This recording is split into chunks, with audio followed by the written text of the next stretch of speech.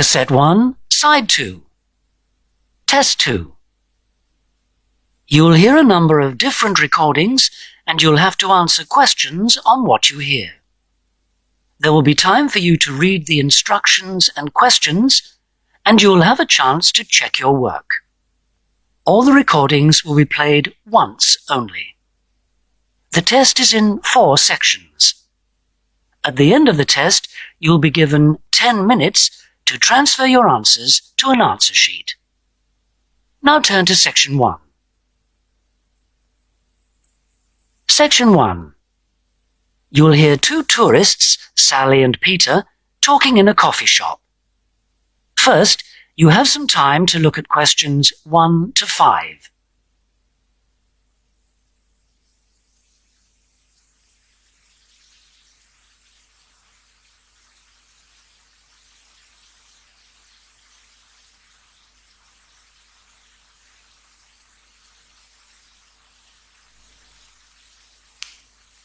You'll see that there is an example that has been done for you. On this occasion only, the conversation relating to this will be played first. Oh, Peter, there you are. You've been ages. What kept you so long? I'm sorry I'm so late, Sally. Have you been waiting long? Oh, half an hour. But it doesn't matter. I've had a coffee and I've been reading this guidebook for tourists. Sally has been waiting half an hour for Peter, so C has been circled. Now we shall begin. You should answer the questions as you listen, because you will not hear the recording a second time. Listen carefully and answer questions 1 to 5. Oh, Peter, there you are. You've been ages. What kept you so long? I'm sorry I'm so late, Sally. Have you been waiting long? Oh, half an hour. But it doesn't matter. I've had a coffee and I've been reading this guidebook for tourists. Sit down. You look very hot and tired. What would you like to drink? I'd love a really chilled mineral water or something. Will you have another coffee? Yes, I will. The waitress will be back in a moment. Why were you so late? Did something happen? Yes. You know, I went to the bank to cash some traveler's checks. Well, the exchange rate was looking healthy, but when I went to the teller, they told me the computer system was temporarily down, so they couldn't do any transactions. They said the problem would be fixed in a few minutes, so I waited. And then I started talking to another guy in the bank, and I forgot the time. Really?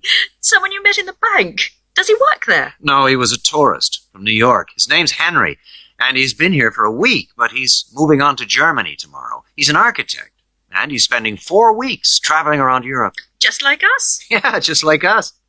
He told me the names of some places where we should eat. Great food and not too expensive, he said.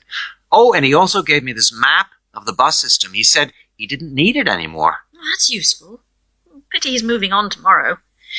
Here's the waitress. Let's order. Do you want anything to eat, or should we just have a drink? Well, I'm hungry, and we've got a lot of sightseeing to do, so let's just have a snack and a drink. Sounds good to me. Before you hear the rest of the conversation, you have some time to look at questions 6 to 10.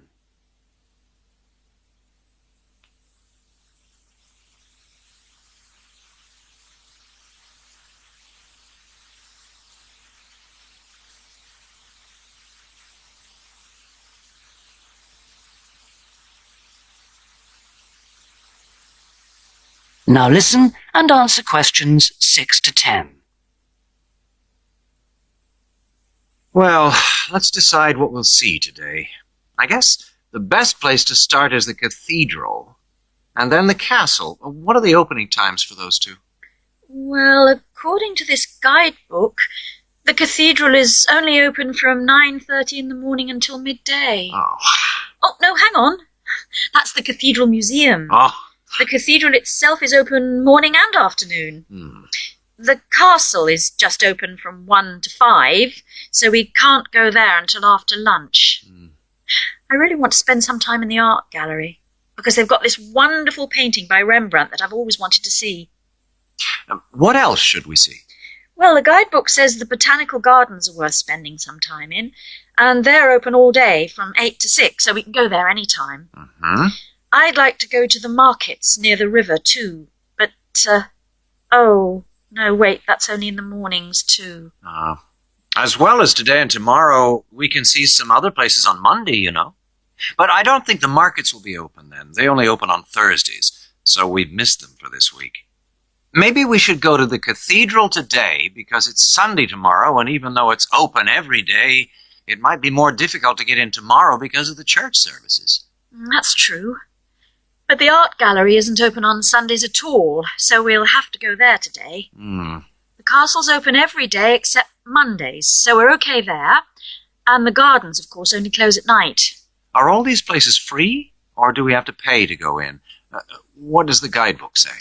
I think there's a charge for all of them, except the botanical gardens. Oh, and the markets. Of course, you don't pay to go in. Okay. Well, it looks like our plan is this. We'll go to see the painting you like first, the Rembrandt, then have lunch and go on to the castle after that, and then the cathedral. Okay. It says here that the roof of the cathedral is really beautiful. Is that right? What I really want to do at the cathedral is climb the tower. The view is supposed to be spectacular. Okay, well, that'll be more than enough for today. Then tomorrow, let's go to the botanical gardens and have a picnic. I want to sit by the river and watch the swans. This city's famous for them. That is the end of section 1. You now have half a minute to check your answers.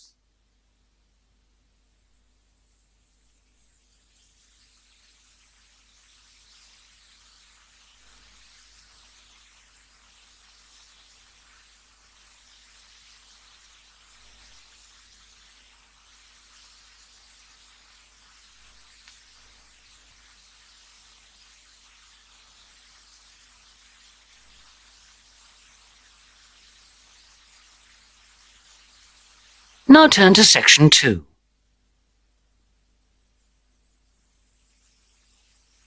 Section 2.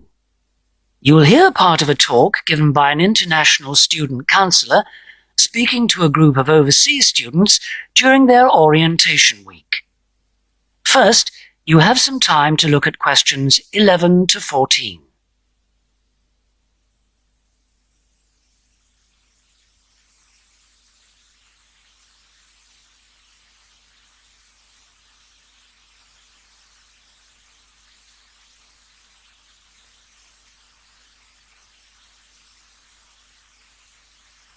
Now listen carefully and answer questions 11 to 14. So the counseling services we offer deal with any problems arising from your studies or in your life outside the university. Let's take academic counseling. If you're confused about subjects or how to combine them in your degree, then we can advise you and discuss the career you are aiming for so that you can see it all in context. We can also chase up your tutor if you're not getting proper feedback on how you are getting on in your subject. Besides help with academic problems, you may also need personal counseling. If you think you're already under stress, well, just wait till classes begin next week.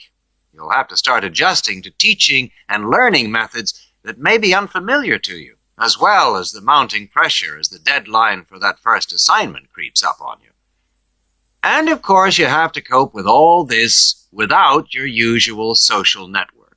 You know, the social contacts, family and friends you could normally rely on for help. All of this causes anxiety. Studying overseas can trigger a personal crisis. You may have left a lot of what you might call unfinished business back in your own country. Or you may have interrupted personal relationships or even sometimes have broken them off to come overseas. And so the student often feels lonely, unhappy, unmotivated, and unable to concentrate on studying. Or there may be other things bothering you.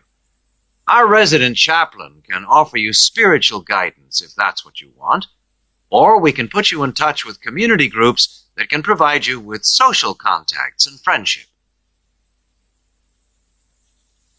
Before you hear the rest of the talk, you have some time to look at questions 15 to 20.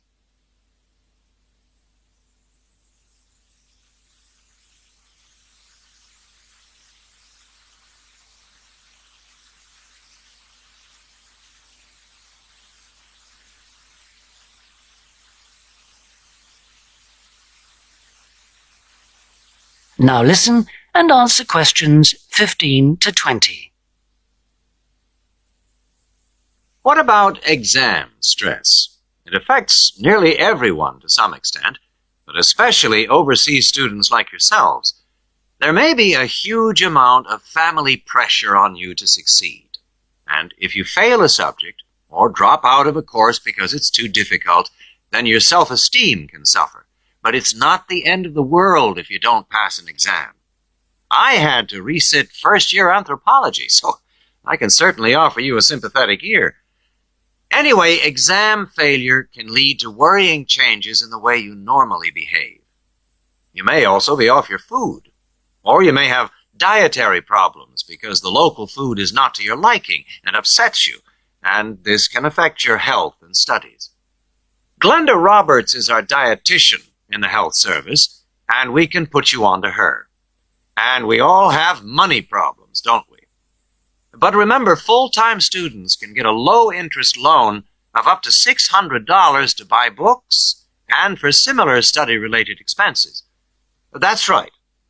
And you can get double that amount if you can't afford an item of equipment you need for your course, a musical instrument, for example. And it doesn't stop there. When you move into a flat, starting up expenses, including furniture for it, can be covered by a loan through the welfare service. See Jill Freeman for details. Can we help you? Well, last academic year, in spite of staff cuts, we counseled 240 international students for a total of 2,600 hours counseling. And finally, we won all but just one of the 12 appeals that we launched on behalf of students. Not too bad for an understaffed service, don't you think? That's all from me. Thank you. That is the end of section 2. You now have half a minute to check your answers.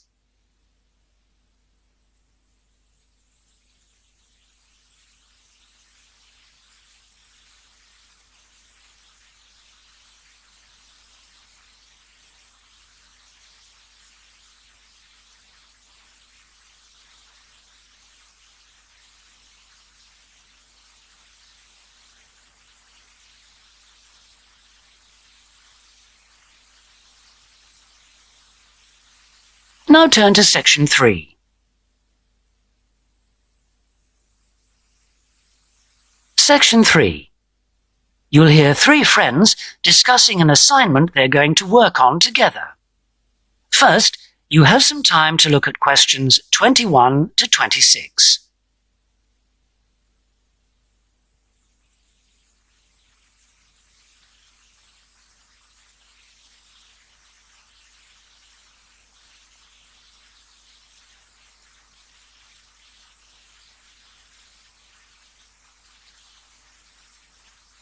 Now listen carefully and answer questions 21 to 26. Oh, there you are. Good. Sorry I'm a bit late. There was a long queue. So, have you worked out how to deal with this assignment then? Not yet. We've only been here a couple of minutes ourselves. Can you just remind me what the task is exactly? Well, there are 3 parts to it. First, we've got to write an essay about ways of collecting data. Then... What's the title of the essay exactly? I've got it here. Assess the 2 main methods of collecting data in social science research. And how much do we need to write? 1,500 words. That's for the essay. Then for the second part of the assignment, we have to choose one method of data collection and carry out a small-scale study, making appropriate use of the method chosen to gather data from at least 5 subjects. And then we have to write a report on the study? That's right, of 3,000 to 4,000 words. Did you get as far as discussing which form of data collection we should go for? Questionnaire or interview, isn't it? Yeah, I think we should use a questionnaire. It'll be so much less time-consuming than organising interviews, I reckon. Once we've agreed on the wording of it, we only have to send it out and wait for the responses. Yes, I think it probably would be quicker. But what did that article he gave us last week say about the quality of data from questionnaires? I'm pretty sure it recommended questionnaires as a source of highly reliable data. As long as you design the questionnaire properly in the first place, the data will be fine. No, I'm sure it talked about drawbacks as well, didn't it? Something about the response rate and the problems you get if it's too low? Yeah, but we only need data from 5 subjects anyway. Oh, I suppose so. Another drawback I remember it mentioned was that questionnaire data tends not to reveal anything unexpected because it is limited to the questions fixed in advance by the researcher. Come on, Rosa, this is only a practice. It's not meant to be real research, is it? Well, not sure about that. Before you hear the rest of the conversation, you have some time to look at questions 27 to 30.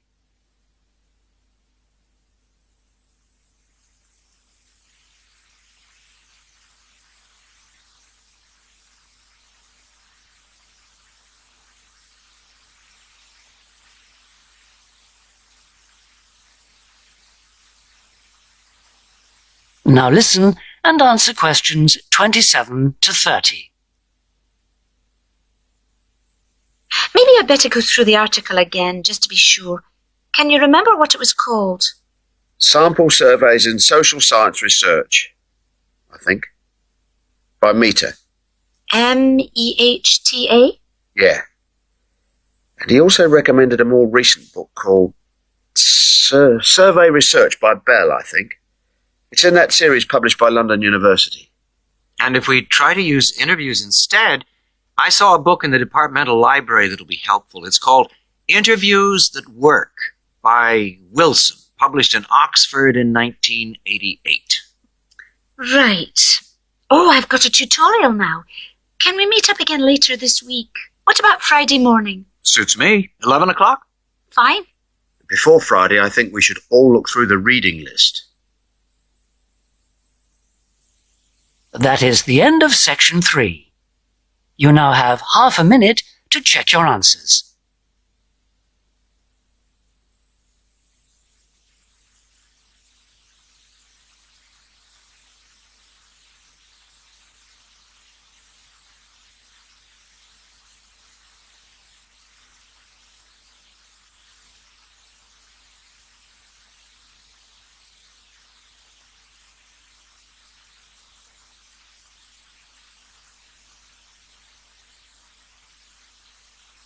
Now turn to section 4.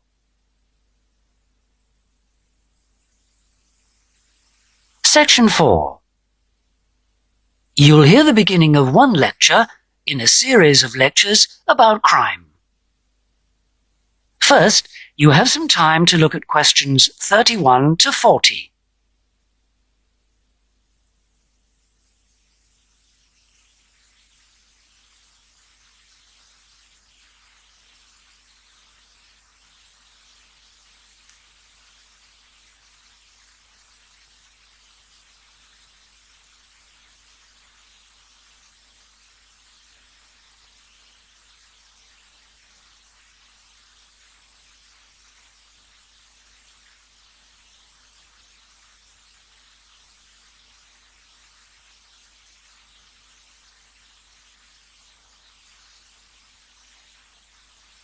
Now listen and answer questions 31 to 40.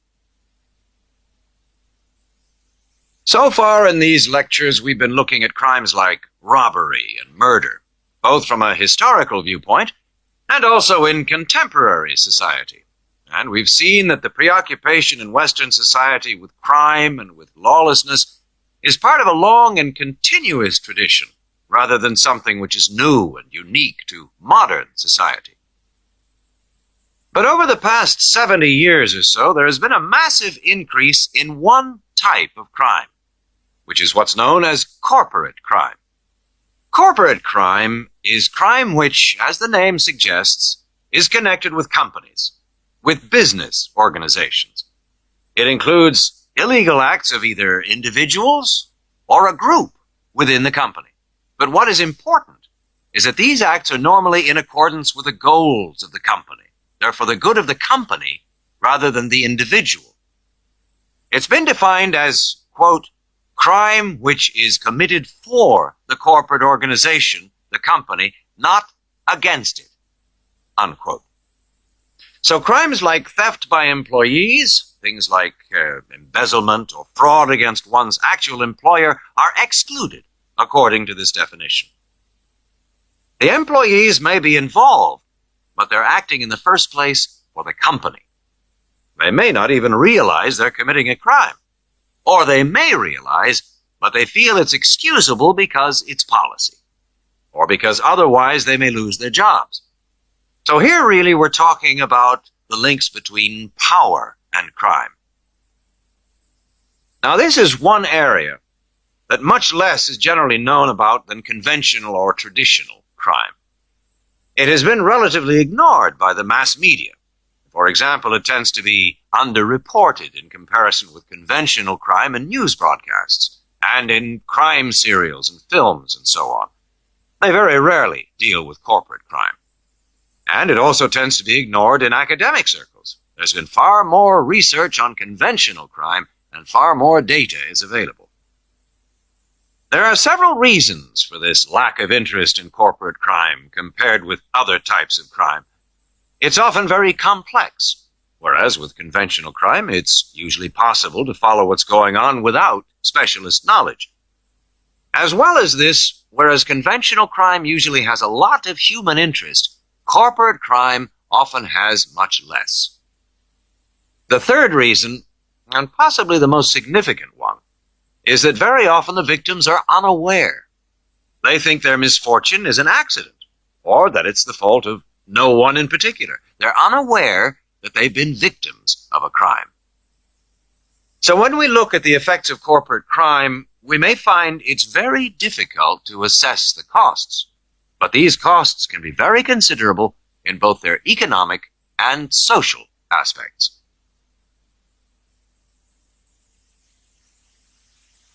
Let's look at the economic costs first. For example, if a company is producing fruit juice and it dilutes its product so that it's just a little below the concentration it should be, many millions of people may be paying a small amount extra for their carton of orange juice. Now, small amounts like this may seem insignificant for individual customers, too small to worry about. But for the company, this deception might result in massive illegal profit. However, all studies of corporate crime agree that the individuals are in fact deprived of far more money by such crime than they are by conventional crime like robbery and theft. In addition to this, we have to consider the social costs of corporate crime, and these are again very difficult to assess, but they are considerable. They're important because they can undermine the faith of the public in the business world, and also, more importantly, because the main group of people they affect are in fact not the richer sections of society, but the poorer. So here, companies are robbing the poor to benefit the rich. There are two more points to do with corporate crime that I'd like to illustrate with reference to a specific event which occurred several years ago. This was an explosion of a large oil tanker, which caused the loss of more than 50 lives of the crew. It was an explosion which never should have happened, and a subsequent inquiry laid the blame not on anyone who had actually been on the tanker at the time, but on the owners of the tanker. They had deliberately decided not to carry out necessary repair work on the tanker as it was due to be sold, and it was this lack of repair work which was directly responsible for the explosion. Now this illustrates 2 points to do with corporate crime. First of all, that it does not have to be intentional. The owners of the tanker certainly did not intend it to explode, but very serious consequences can result from people or organizations not considering the possible results of their actions seriously enough. The main crime here was indifference to the human results, rather than actual intention to harm anyone, but that didn't make the results any less tragic. And this leads me to my second point, that corporate crime can have very severe consequences. It's not just a matter of companies making bigger profits than they should do, but of events which may affect the lives of innocent people. And yet very often, companies, because they say they didn't intend to harm anyone, can avoid taking responsibility for the results of their actions, and that has been a very dangerous loophole in the law. Now, a further example of corporate crime was that... That is the end of section 4. You now have half a minute to check your answers.